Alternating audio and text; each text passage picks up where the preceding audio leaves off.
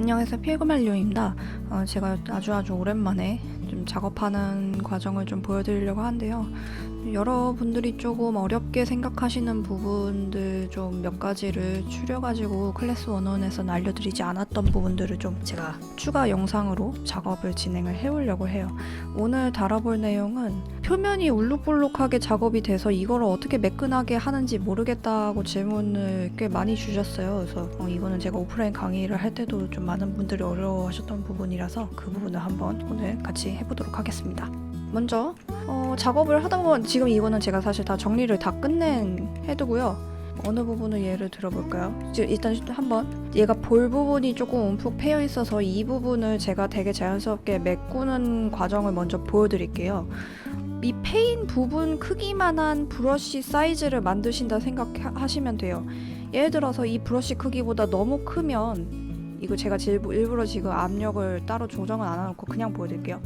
브러쉬를 너무 큰 상태에서 작업을 하게 되면 내가 원치 않는 부분까지 작업이 되어버리고, 반대로 너무 브러쉬 사이즈를 이 홀보다 작게 만들어버리면은 맞는 부분을 메꿔야 돼서 이 작업을 계속 하다 보면은 울퉁불퉁하는 걸 다듬기가 쉽지가 않거든요. 그러니까 웬만하면은 이 홀 크기만한 브러쉬를 만들어 주신 게 좋아요. 근데 제가 지금 이거 히스토리가 잘못돼가지고 다시 불러오도록 하겠습니다. 그래서 이 홀 사이즈 크기만한 브러쉬를 만들어주시면 돼요. 저는 이 정도 사이즈가 적당하다 생각하거든요. 이 부분을 어떻게 판단을 하느냐 하면은 브러쉬 큰 원이 있고 작은 원이 이렇게 원이 두 가지가 있잖아요. 아주 가운데 작은 점 빼고, 그러니까 이 안쪽에 있는 원 크기가 대략적으로 홈 크기랑 비슷하게 맞춰주시면 될 것 같아요. 그리고 하기 전에 이 G 인텐시티 이거를 맞춰줘야겠죠? 이거 처음에는 25죠. 너무 센 상태로 하면은 이렇게 한 번에 훅 작업이 되어버리기 때문에 이거를 저는 기본적으로 10 정도로 맞춰서 작업을 한다고 말씀드렸어요. 물론 이제 10 정도도 좀 나는 힘들다 하면은 이거를 더 낮춰두고 작업을 하시면 되겠죠. 대신 이렇게 수치가 낮으면은 이게 방금 제가 칠했는지 안 했는지 뭐 거의 티도 안 나죠. 저는 그냥 10 정도로 작업을 할게요. 자, 그래서 살짝 아까보다 좀 덜 티가 나죠? 제가 지금 이 히스토리로 왔다 갔다 하면서 보여드릴게요.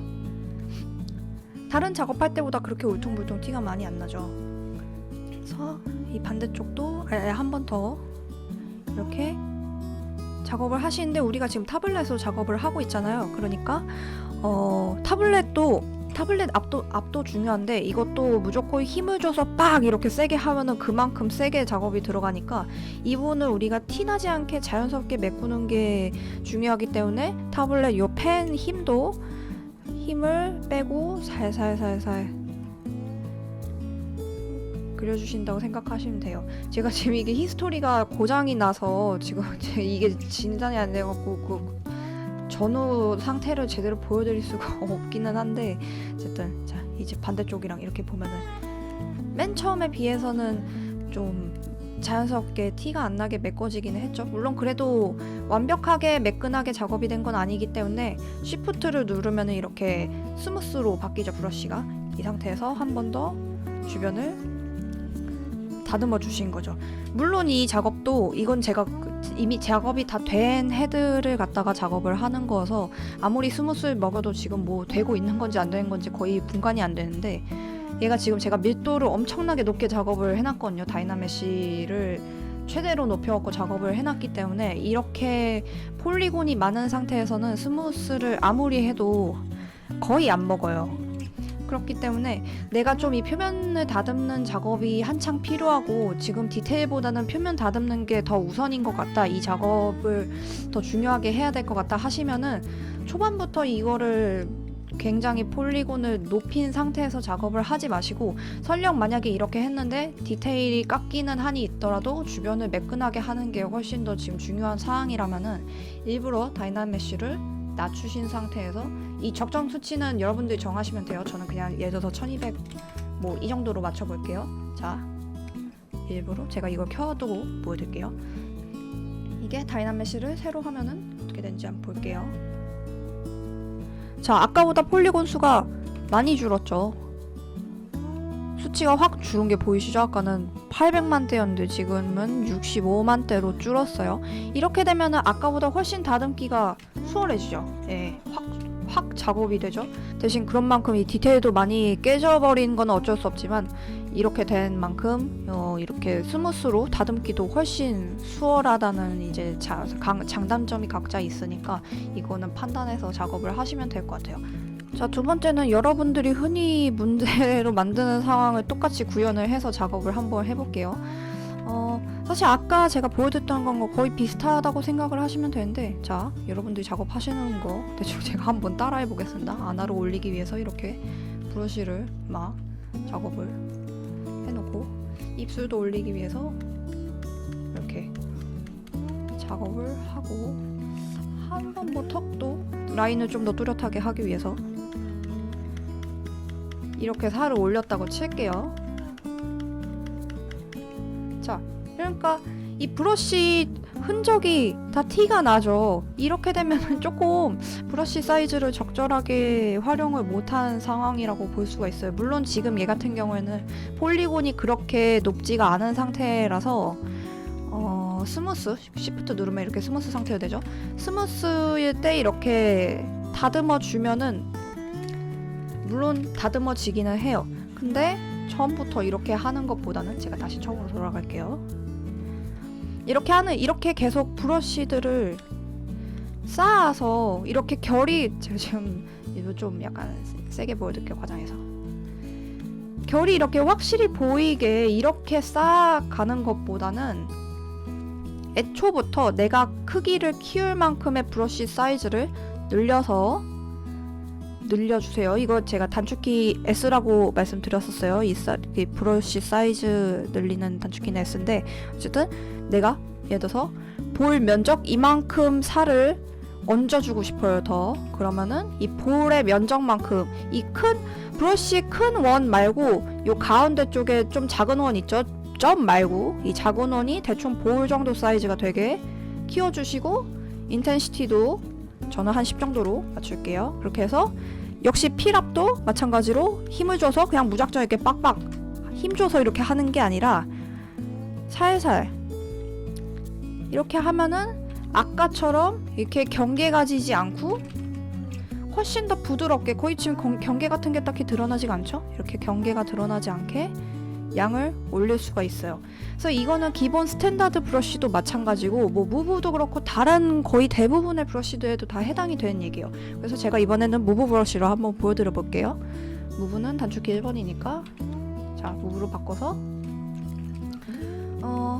제가 볼따구를 뭐 여기 이 부분이 좀 너무 쪽 이렇게 일자로 빠진 것 같아서 이 부분은 좀 둥글게 한번 만들어 볼게요. 근데 이것도 마찬가지로 이 브러쉬 사이즈가 적절하지 않은 상태에서 그냥 이거를 얘 쭉 빼고 얘 쭉 빼고 얘 쭉 빼면은, 물론 이거 라인은 수정할 수 있겠지만 여기 이런 부분들 여기 이런 부분들 이렇게 브러쉬 티가 나죠. 이 경계면이 티가 나기 때문에 안 예뻐요. 그래서 얘도 마찬가지로 브러쉬 사이즈를 내가 커버할 만큼의 사이즈로 요 안쪽 원을 키워 주신 다음에 잡고 살살살 늘려주세요.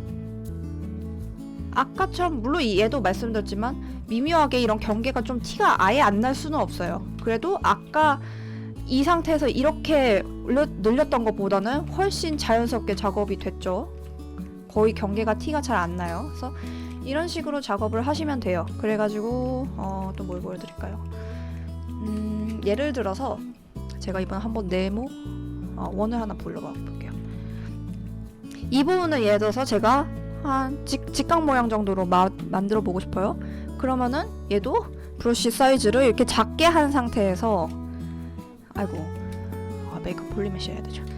브러쉬를 이렇게 작게 한 상태에서 이렇게 늘리면은 할 수는 있지만 이거 경계 또 풀어주고 이것도 요 계속 이 브러쉬 경계 생기고 안 예쁘죠. 그러니까 얘도 마찬가지로 브러쉬 사이즈를 내가 커버하는 면적만큼 이 안쪽 원 사이즈를 충분히 늘려준 다음에 일단 빼줘요. 근데 얘로는 뺄 수는 있지만 브러쉬가 큰 만큼 둥글게 크게 잡히죠. 그렇다 보니까 마냥 이렇게 딱 직각 모양으로 뾰족하게 빼기에는 물론 한계가 있어요. 그러니까 처음부터 이거를 바로 쭉 빼거나 아니면은 막 이렇게 뭐 하는 게 아니라 이걸 단계적으로 나간다고 생각을 하시면 돼요. 그래서 일단은 브러쉬 사이즈 충분히 다 커버할 만큼 키운 다음에 조금 더 줄여서 빼고 또 조금 더 줄여서 빼고 계속 이렇게 지금 내가 커버하는 면적만큼 점점 줄여주면서 이렇게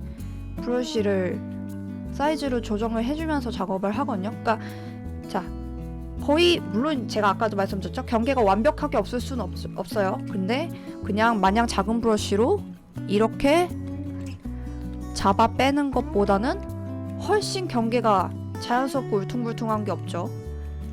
작업도 훨씬 금방금방 되고요. 이거는 뭐 백날 이러고 있어야지, 이러고 스무스도 열심히 해줘야지 작업이 되겠죠. 그래서 이런 부분은 그냥 살살 스무스로 살짝만 풀어주면 되겠죠. 물론 이제 이거는 그냥 덤으로 하나 말씀드리는데 스무스를 하다가 내가 이 부분을 정말 살살 풀어주고 싶은데 이게 생각보다 너무 막 이렇게 확 꺾이는 게 나는 싫다, 이렇게 막 여기 각지는 것 같은 느낌이 싫다 하시면은 스무스도 마찬가지예요. 스무스도 쉬프트 누른 상태에서 스무스로 적용이 되죠. 이 상태에서 인텐시티 낮춰주시면은 스무스도 되게 약하게 먹어요.